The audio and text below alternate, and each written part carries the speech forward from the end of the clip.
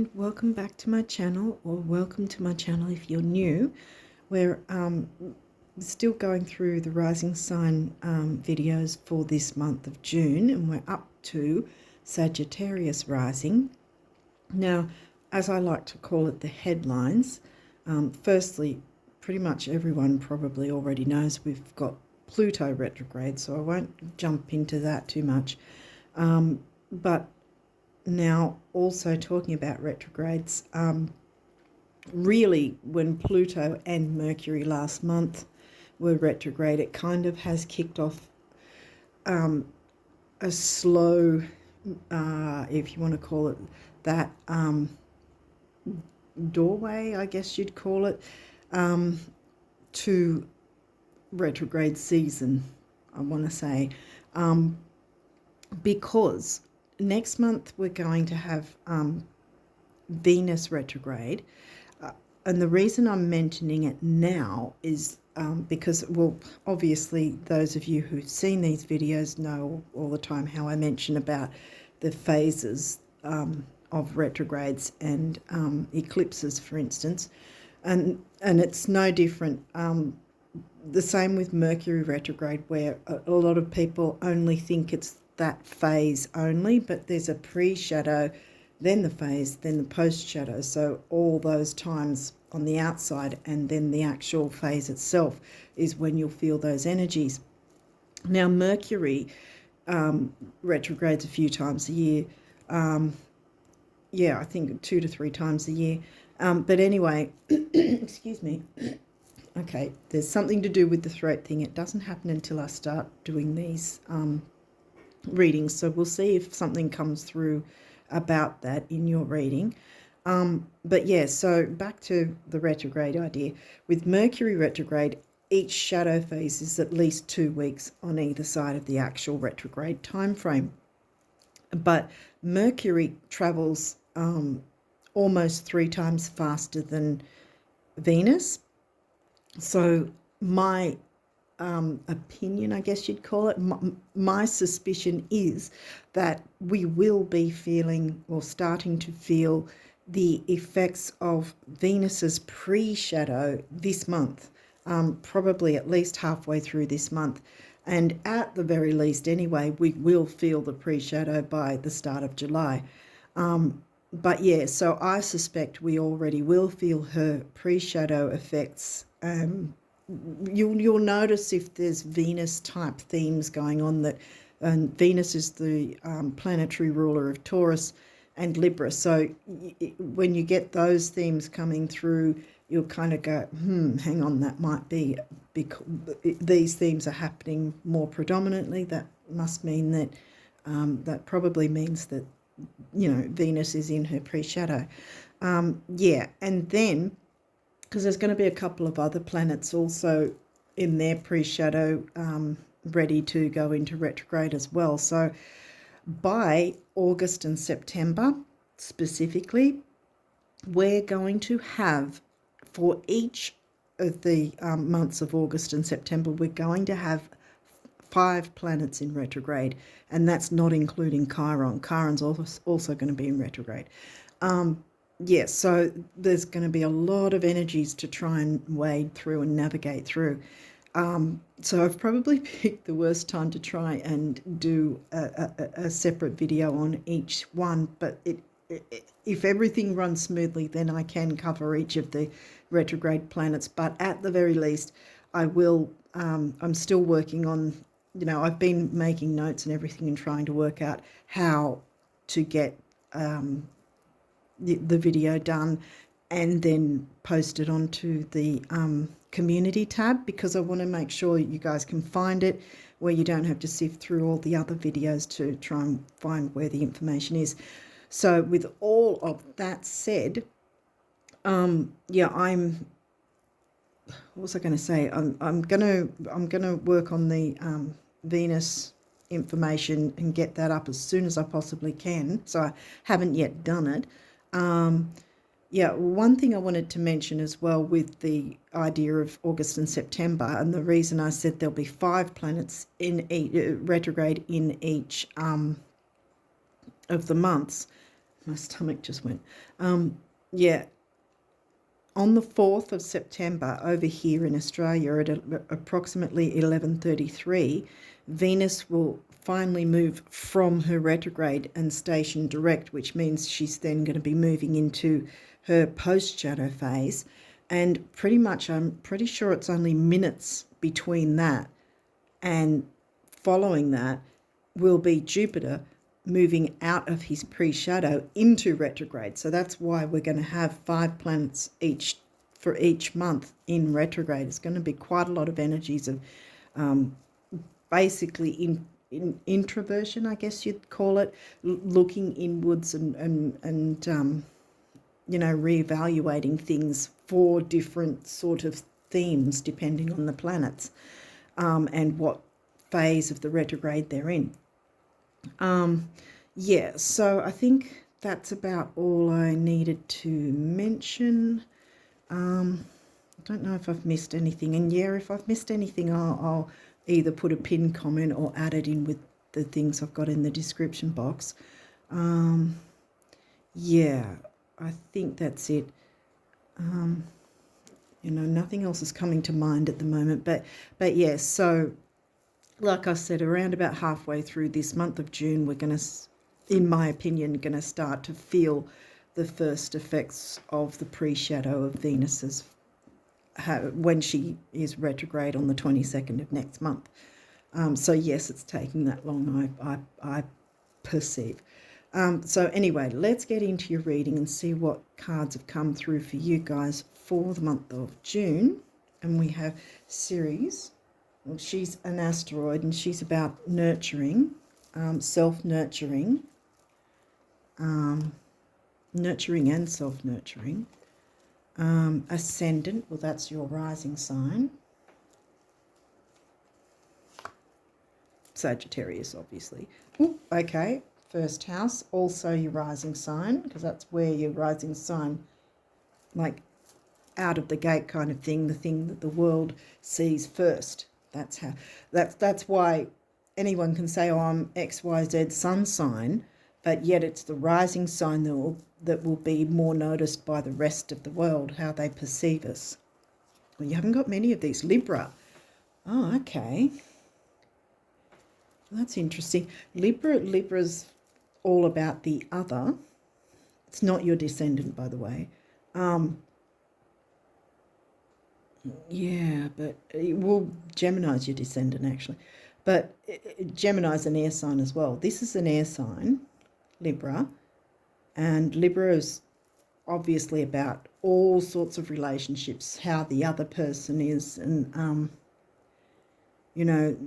how the other person feels interacting and relating to the other. What often comes to mind also between Sagittarius and Libra, they're pretty much the signs that also can cover law, as in human law. That might be something too. We'll see what else comes through because you're the only one that's only got a couple of these. Nothing more wanted to come through from that deck. So let's see. Libra again. This energy is diplomatic and gracious. It seeks harmony and balance in relationships. I said seeds. So there might be something to do with nurturing and nurturing relationships, planting the seeds, so to speak, so that things can bloom further along.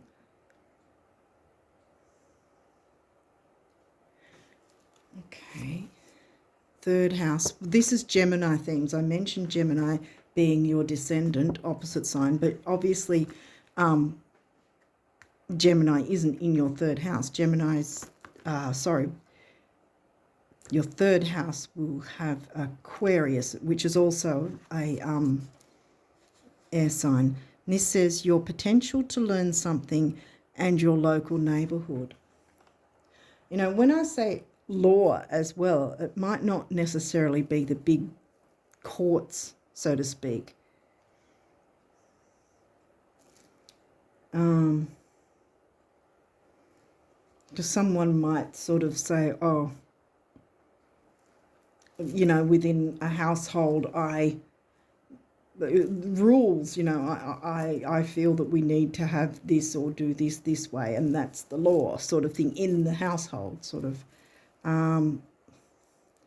There's definitely something about communicating and relationships and nurturance. Nurturance is, we've kicked off with the nurturing. You've got a few of these. You've got more of these than anyone else, but less of those. So we'll see what else. Yeah, so that came straight out from the start. So it's definitely about something to do with nurturance. And I said, didn't I, that Aquarius is in your third house? Libra, where did I say Libra was? Oh, wait, I think Libra's in your 11th house. Libra's in your 11th house. Yeah, Libra's in your 11th house, which is Aquarius themes. And Aquarius is in your third house, which is Gemini themes. Okay, and we've got Aquarius again. Wow. This energy is freedom-loving, rebellious, idealistic, and technological. And see, the other sign that likes technology is Gemini. And yes, Aquarius is in your Gemini house, if you want to call it that way. And you being Sag, you're obviously freedom-loving anyway. So, and Uranus is the ruling planet of Aquarius. Mercury is the ruling planet of Gemini. Venus, obviously, as I mentioned in the start, Venus being retrograde next month, is the ruling planet of Libra and Taurus. Taurus hasn't come through those, so because we've got first house here, which is your rising sign. So it's definitely something to do with your ascendant, relating to others. Might be something with community, because there's 11th house C as well, which is Aquarius themes, and then you've got the Aquarius sign happening to be in the third house, which is about communication. So communication with communities. There might still be something to do with what I was saying before about certain bits of rules or regulations which can in some way be the law, so to speak, but doesn't have to necessarily be a negative. It can be, okay, we make this the law so that everybody abides by it, and it's a well-oiled machine, and everybody works in tangent together as a whole, as a group, as a community. And there's your nurturing. Vesta, home and hearth.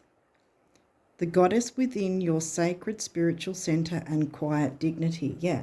See, there's the two of all the asteroids. You've got both. This is Vesta's an asteroid as well. See, both asteroids that are about nurturance and caring. So you can nurture this energy.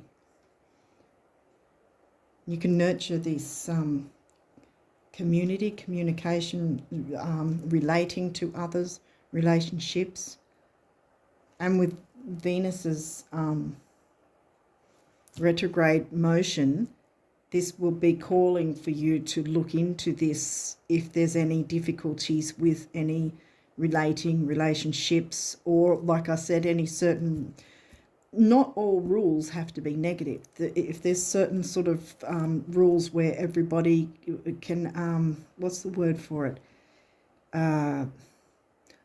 Sort of like a compromise, but where everyone can meet in the middle kind of thing and go, right, we can work with this. We can all work together the same way, kind of. We can work with this. This is something that everybody can abide by, because everybody will be happy to abide by, rather than, okay, this is a rule and you have to do this or that or the other. I hope I'm making sense, but yeah. 7th house. It's Libra themed. See, the 7th house is the Libra theme, and also your descendant, which, guess what, is Gemini theme, and there's your Gemini sign in the 7th house. This area of your life is about long-term significant partners, romantic, business, or family. Yeah, and it can be community as well, you know. all forms of relationships and relating to others. So definitely some kind of relationship reading here, and not necessarily romantic, but it could be. But there's also the idea of community. So there's, I feel with the other, there's more than just one person besides yourself that's involved in this somehow. Let's keep going. Aquarius, here we go again. The innovator. What else? Cancer, another nurturing sign, the doula. So there might be, like I said, there might be sort of certain rules, if you want to put it that way, or laws, like I said. If we all abide by this particular law, it will all work for everyone, not just one or two people benefiting, but everyone, the whole, the other. The whole is not greater than the sum of its parts. Everyone's important and everyone needs to be feeling nurtured and heard and listened to and appreciated, appreciating each other, reciprocating. 11th house, again, we've got the Aquarius themes again in Libra. The edge. You can have the edge by incorporating these, communicating the nurturing, by setting some sort of, I keep saying the word rules, but I don't want it to sound in the negative. It's more just like, you know, little laws that, like, you don't want to jump off a 6-foot cliff and expect everything's going to be okay kind of thing. It's sort of things like that where you go, okay, we're not going to be going towards the edge of the cliff because it's not a good thing, so we're going to do something else. So that could be a metaphorical cliff, you know, that you can avoid that by bringing in this nurturing, communicating with others, setting some sort of little regulations that aren't, what's the word dogmatic came to mind, but I'm trying to think of another word. The things, sort of little rules, things that aren't oppressive, things that aren't unrealistic, I guess, or I'm trying to think of the word. Things that are, or unfair, I guess, or in a sense. Things that aren't that way, things that people can go, oh, I can do that, you know, I can work with that, and then everybody works together, and you can see how amazing it can become because you've all sort of set a standard. Maybe that's what I'm looking for, setting a standard. And I just got the standard in excellence. That sounds more like a Capricorn thing, which we haven't had yet. Don't know if it will come through, but sort of like that sort of, in a sense, with the community, a standard of excellence. Mercury, communication, yep, because we've got Gemini. Gemini's come through. Mercury's the ruler of Gemini. Not in retrograde right now, but will be in September. I think maybe the pre-shadow will be August actually as well. Yeah. So, oh, and look, we've got trines. So this is easy flow. This energy is easy go, easy flow. It's not going to be a difficult thing to implement. You know, setting certain standards that aren't going to be overbearing or oppressive for anyone, that everyone can go, oh, that's, you know, we can work with that. Yeah, we can work together that way. That's gonna be in our, what's it, in our wheelhouse kind of thing.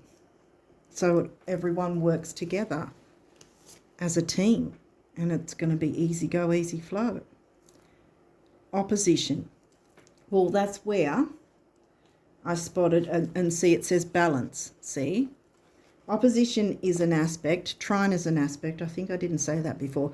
Opposition is an aspect, right? So, for instance, your rising sign, I don't know if you can see that far away, but let's grab it anyway. I'll pop these down for a second. Your rising sign is the first house, always far left of the chart. And then, of course, the opposite is your descendant sign, ascendant, descendant. And your descendant is Gemini, which Gemini's come through quite a bit in Mercury. And that's technically an opposition. And the same with your MC, your work life, and your IC, your home life. Opposition. You have to, no matter what signs we are through our life, we've got to try and learn how to work out the balance, as it said, between the both of them being opposite of each other. And with a full moon, for instance, the sun and the moon are opposite each other, so they're in opposition. With a new moon, they're in conjunction, so they're in the same house. They're in opposition in a full moon. Same thing, finding a balance, if that makes sense. Okay, so these cards may or may not have a reversal, and if they do, I'll walk you through it. Now, I don't know if they're all in camera. If they're not, I'm really sorry. I don't know if you can see all that or not. I can't really do anything about my setup at this point. It's sort of like, yeah, I don't have so much space. I can go somewhere else and get it done. So I've got to be here in this area of the house to try and do it at the moment. Yeah, so anyway, let's go. Oh, midheaven. Just talked about midheaven. Now, this upright says pinnacle, and this is where it's also the midheaven, like I said, is at the top of the chart. It will always be somewhere around about the 9th or 10th house. It won't be anywhere else. It'll be either 9th or 10th house up the top of your chart, and it's always about the work life. Now, there might be, at the moment, there might be some what might feel like struggles where you're not able to move towards getting your work life in balance, because we had the balance here and then the next card is this one, out of balance kind of thing. And so I think with communicating and bringing nurturing in, and lots of it, because you've got these two asteroids that want to support you with whatever this is. It's about relationships, and I think it's got something to do with a work thing, because it's also your rising sign is involved, like how the other sees you, the other being the people, perhaps, in whatever group or situation this is. I think it's got something to do with your career or community in some way, and you're in the spotlight. So tap into the energies that Vesta and Ceres want to offer you. Communicate and tap into Mercury for help if you need that. And consider the balance of reciprocation with relating to others, and others relating to you, relationships. And then you can turn this guy from being reversed to upright. Because there's a lot of nurturing energy. And like I said, Cancer, Cancer is usually 4th house themes, but it's not in 4th house. It's in, yeah, I don't think I said what house this, I think this is 8th house. I think Cancer is in your 8th house. Yeah, because 7th house was Gemini, yeah. So Cancer's in your 8th house. And that can be deep and intense. And with Pluto retrograde right now, there might be some intensity that's making things a bit difficult for you to get ahead in a way, in some way. But this can be turned around. You can turn that around in June. What's next? Oh, we've got Taurus also in reverse. Cultivate. Again, you cultivate these relationships, because I feel like by cultivating the relationships, that's going to be working in your favor, kind of like a backup thing in a way.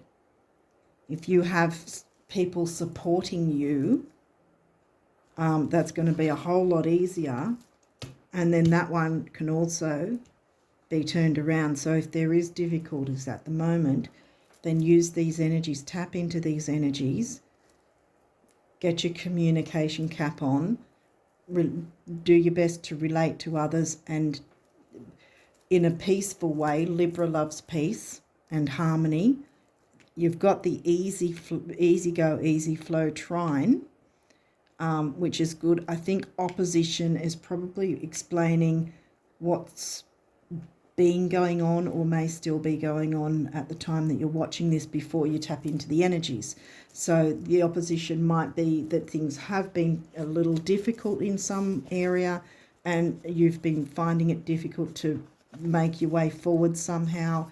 That can change. Like I said, these can turn around. That can change with some communication in the most peaceful, balanced way. And you've got the easy flow energy to help you out, and 2 asteroids, which happen to be both the 2 that are the nurturing asteroids. So you can nurture yourself and others in this, whatever this is. Next is Juno, partnership. We'll see again, Juno's upright. So Juno's not in reverse. So there's nothing difficult in that sense, you know. And like I said, there's a lot of Libra energy coming through with the other, as it were, 11th house and Libra, and Aquarius. You've got a lot of air, actually, yeah, because you've got Gemini, Libra, and Aquarius, lots of air going on. You've got 1 water sign here, and of course you're fire.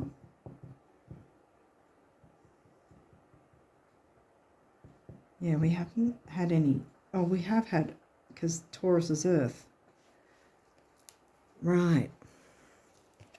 So, yeah, I think that if you were concerned or worried, don't need to, because you've got the asteroids wanting to support you. Tap into Mercury's power while Mercury's not retrograde, because he's not going to be retrograde for a while. So he's still, right now, direct. So you don't have an issue with the communication thing because he's direct. So you can tap into his energy and relate to others, have others relate to you in a peaceful, nurturing way.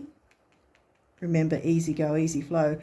Being Sagittarius, you're easygoing usually anyway. So that probably is another thing to tap into, the easygoing atmosphere that you Sagittarius can create. And you'll find that balance. What's next? Uranus, change. And see, this is upright, so it's not like, oh, no change. You can bring about the change that you want to see, the change that you want in whatever this situation is, which is probably something to do with career, work, life, even though we haven't had 10th house Capricorn or Saturn come through. There's still some sort of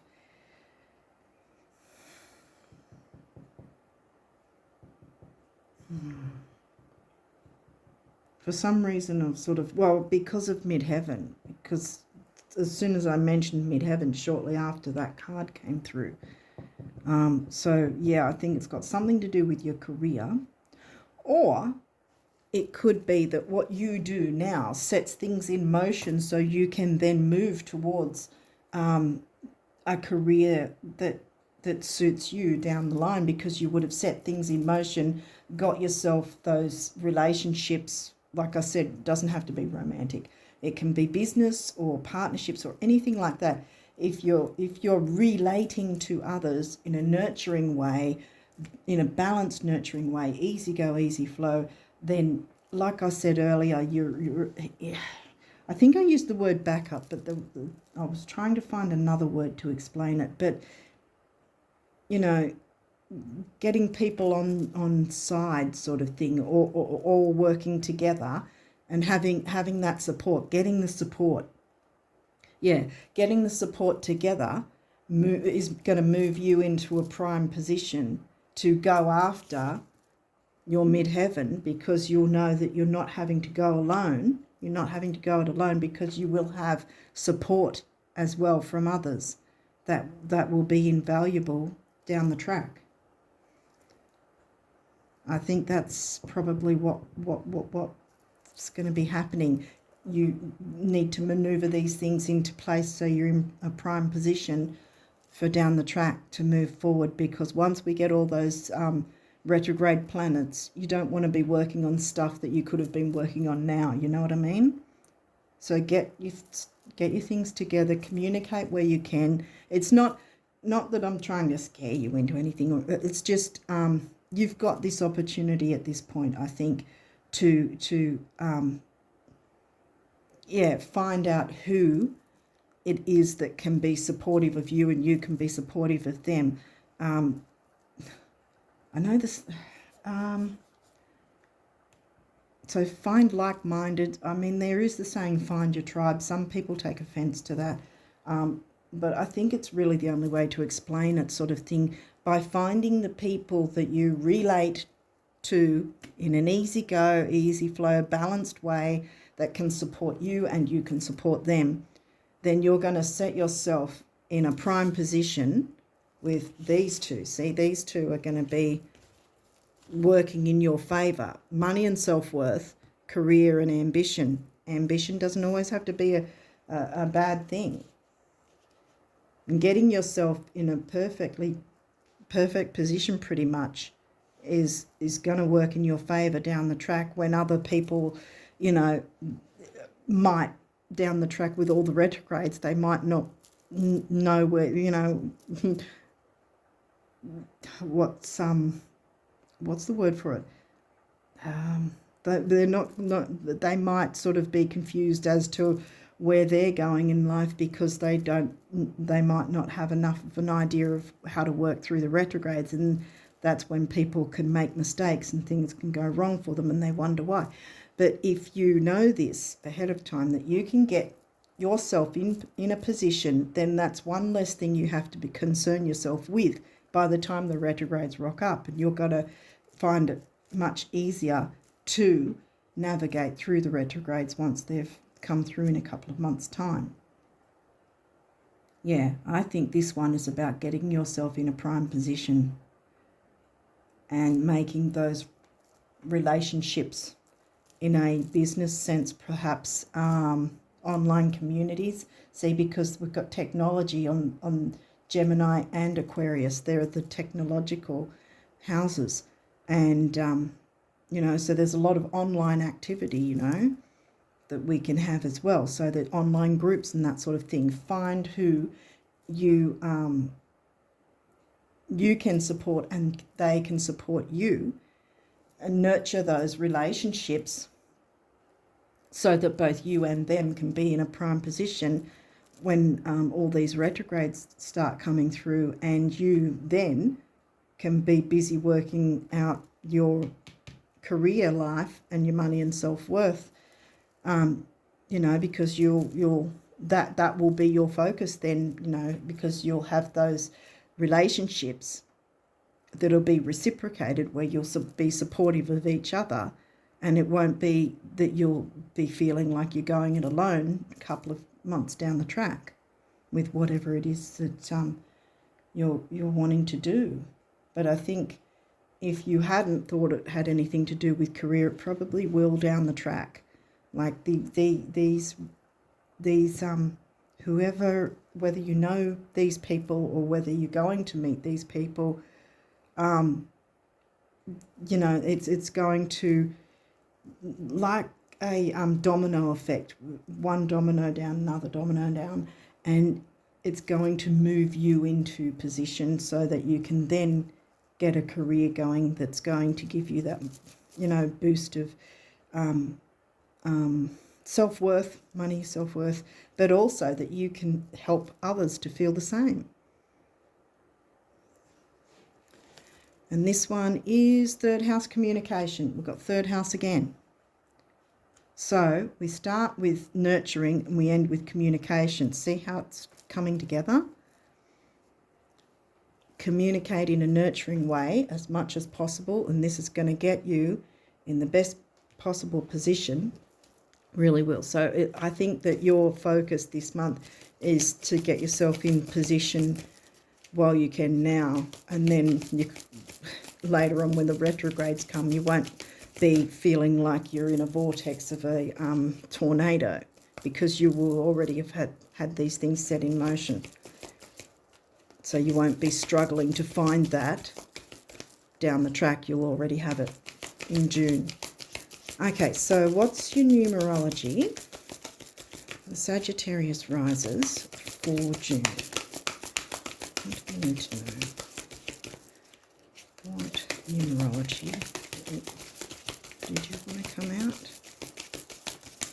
I think these wanted to come out. Is there any others? Oh, that almost did. One more go and then we'll go. Okay. Yep.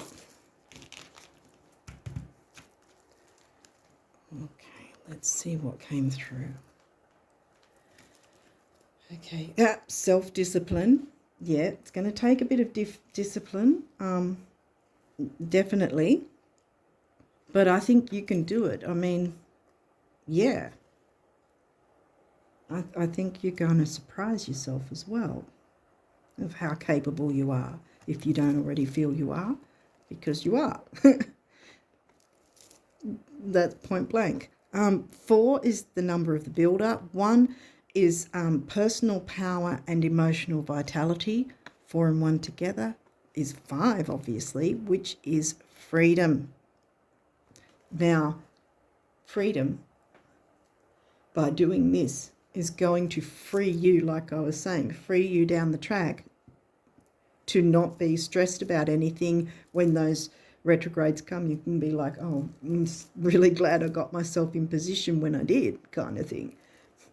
Self-discipline, taking self-discipline. And the red-orange, so it's a bit of a mix of base chakra and sacral, I think it's called. The orange and the red. So there's the self-worth coming in and the creativity.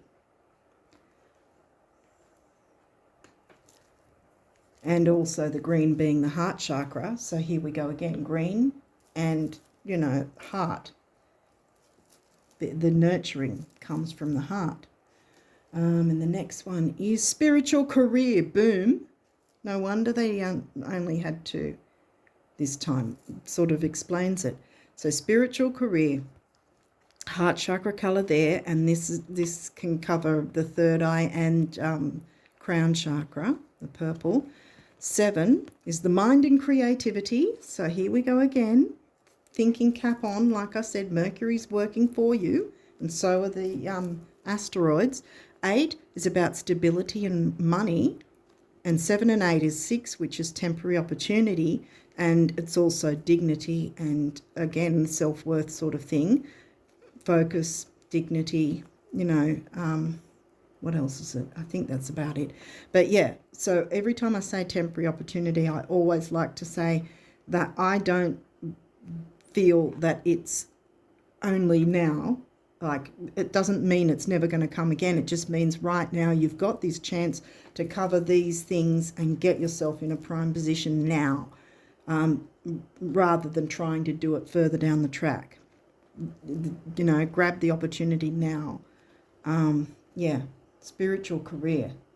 So boom, yeah, I thought it had something to do with career, because it just was if you remember how I mentioned the midheaven, there was a reason I felt like I had to explain all the 4, like, you know, the oppositions. And then boom, we get the midheaven card. I know these came in reverse, but I really believe you can turn it around to make it work in your favour. I think it might have been in reverse, or might still be in reverse as you're watching this, but it's going to change for you, because you're going to step in, take the lead, work out what you can do, and really tap into those nurturing energies of both of those asteroids, because they're working in your favour. You got the trine and the easygoing, easy flow. So it's just get those important relationships sorted. Know where you're going that way, and once you do, you'll know you're set from then on. Wow. Okay, so what abundance messages does the universe want you, Sagittarius, to know for June? Abundance messages for June for Sagittarius rising. What do they need to know?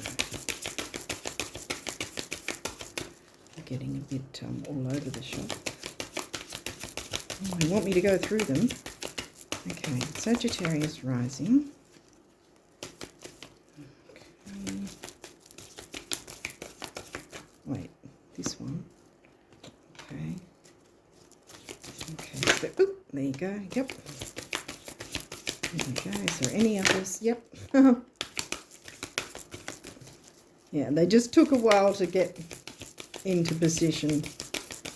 Any other messages you want Sag risers to know about their abundance? Okay, I think we're done. Yeah. Yeah. Okay. I was just excited for you because I was thinking, oh, can we get another one? No, that's it. The messages are probably going to be, what do you call it? To the point. I think this one came first, didn't it?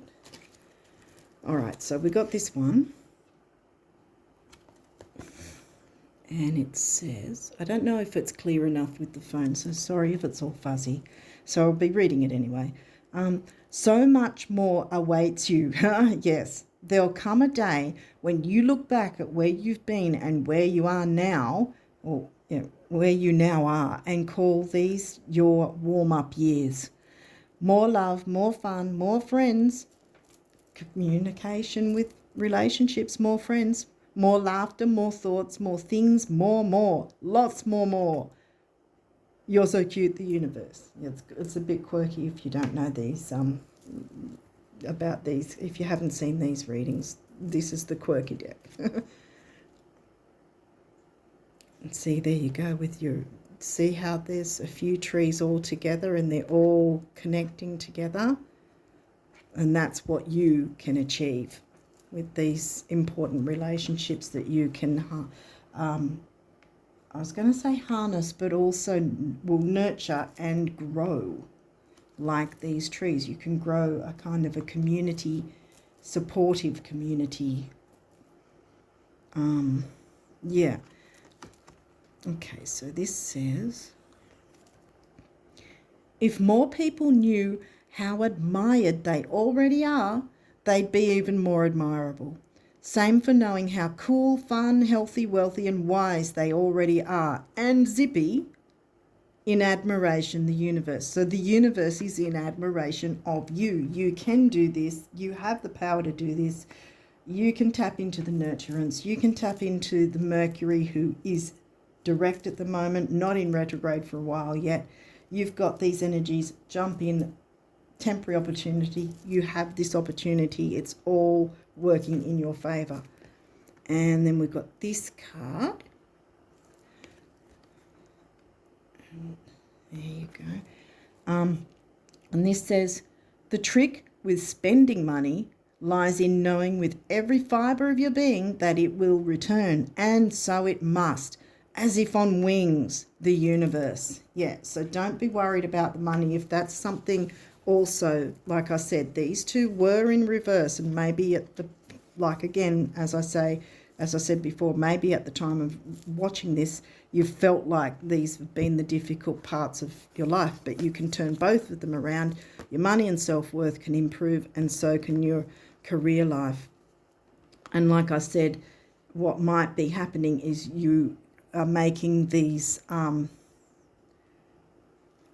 can't think of these connections. Yeah, you're making these connections now that are going to be supportive of you, and you can support them, and that's going to then propel you forward so that then you can jump into whatever career comes along. Maybe you haven't thought about a certain career or a certain change. Uranus likes to mix things up, and change things, and doesn't like stagnation. And you can, mix things up and change something and go, oh, hey, I can actually make a career of this. Maybe it'll be a side thing, or maybe it'll work so well I've got a feeling it will work very well, actually, so that whatever if you've been in a dead-end kind of job where you're not really able to grow and shine, then you will be able to, once you've got this set up, you can step into that and out of the old job that wasn't bringing your soul to life, if you want to put it that way. Okay, so now we'll see what the guardian angels want to let you guys know, Sagittarius risers. What do the guardian angels want you guys to know? Okay, for June. Wow, yeah, see, dreams, prayer. Is there any other messages from it? Yep, guardian angels. Okay, we're done.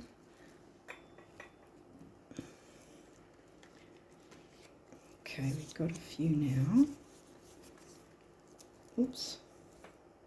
Oh, my Virgo's jumping into gear with all these bits and pieces all over the place. Okay, so we've got prayer.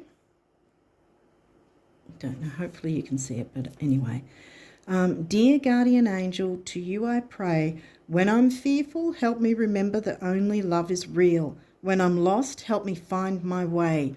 When I'm confused, help me to regain clarity. When I feel lonely, help me feel your loving presence. Where I perceive chaos, help me to see order. Thank you. And what were we talking about? Again, I say, this was the chaos that you've been feeling. It's going to end. And then you're going to feel renewed, because that's another gift from Uranus, that things get shaken up and you will feel renewal, like the Judgment card in tarot. You feel like you've risen from the dead kind of thing. And that's how I like to explain the Judgment card. It's kind of like, because you're getting that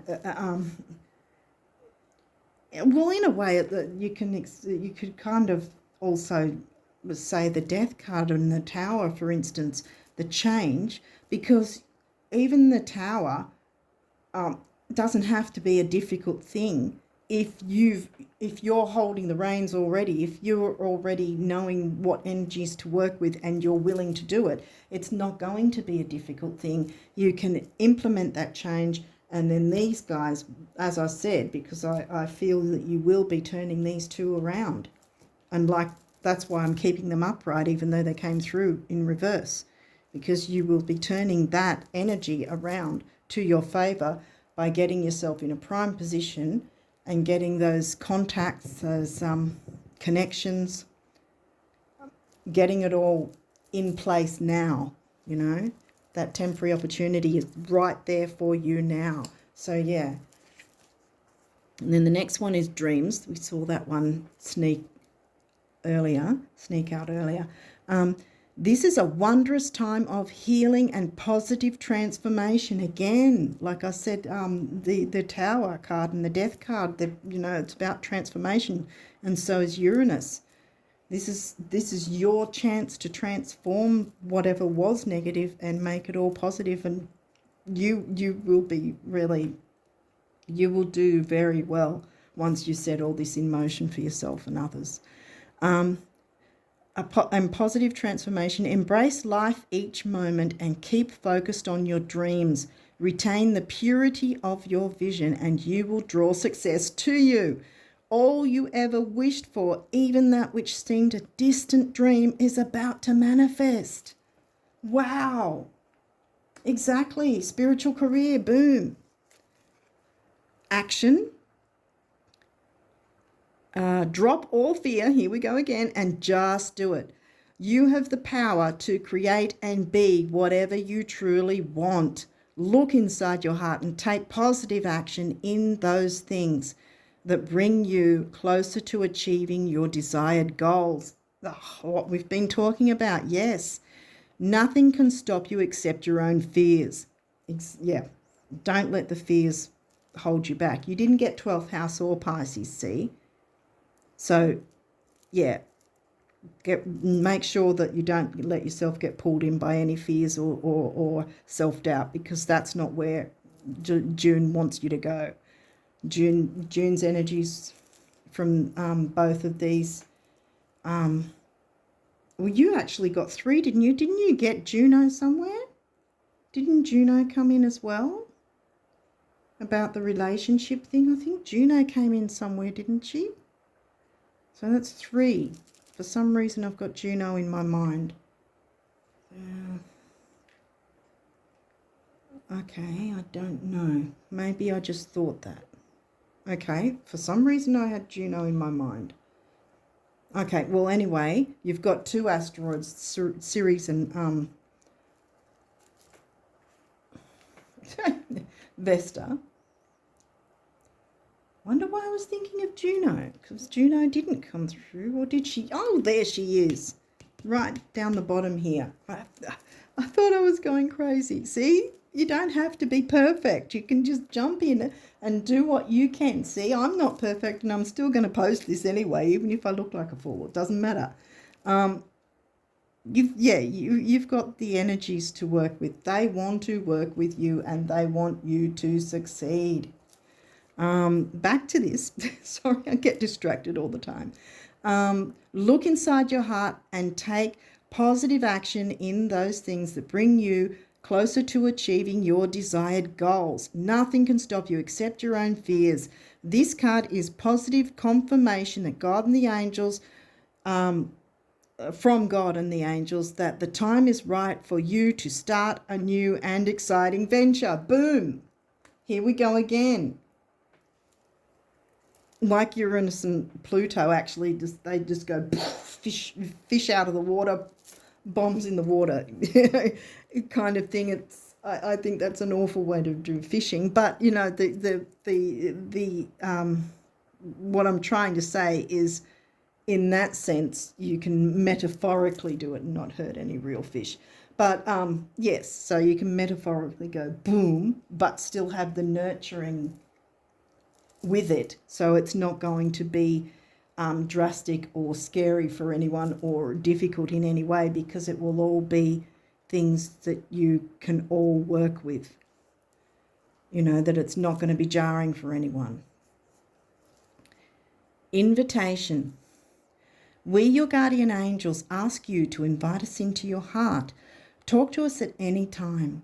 Share with us your fears and concerns as well as your joys and pleasures. There is no need to be formal, for we have known you since before the dawn of time. In fact, we know you better than you know yourself, and we love you just as you are. I'll put that on the Libra energy. Forgiveness. Holding on to a past hurt is preventing you from moving forward and achieving your heart's desires. Let it go. Forgiveness does not mean that you condone another's actions. It simply means that you are no longer willing to be a perpetual victim to a particular person or event. Blame is a waste of your precious energy. Bless and surrender the past, for in doing so you will reclaim the joy of life. And you're about to reclaim quite a lot of joy of life. And last but not least, says opportunity. Wow. Wondrous possibilities and opportunities await you. Stop dwelling on past mistakes. Yep, exactly. Surrender the past lovingly. There is nothing to regret. All is always in perfect and divine order. Everything that you've ever experienced has helped you in some way. The past is behind you. The path ahead is clear. Move forward joyfully and fulfill your heart's desire. I don't know what else I can say. This is fantastic energy, and I really, really hope you tap into it. The connections you make are going to be important, because they're going to help you propel forward. And this, if you don't already have an idea for some sort of side career, it's going to come to you once those connections are made. Things are going to open up, and you'll start to see things in a better light. Things are going to improve for you, Sagittarius risers. Yes. Oh, what great energy. I'm really, really happy for you guys, and I really wish you all the best of luck with this and for all of June and onwards. Yeah, and so I'll leave it at that, and I wish you all the best of luck, and until next time, bye for now.